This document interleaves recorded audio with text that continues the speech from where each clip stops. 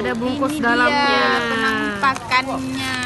Wow, ternyata udah jadi kayak gini ya, Dek. Tadi bayangan Iren tuh masih yang ikan kayu mentah tuh.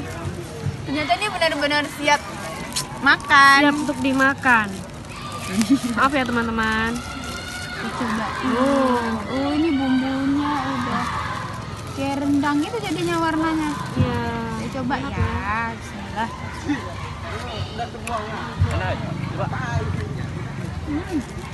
Pedes. Pedes, terus asamnya kayak asam sunti pas. Asam sunti itu asam dari belimbing ulu teman-teman. Itu khas Aceh. Enak. Asinnya juga pas, nggak terlalu asin.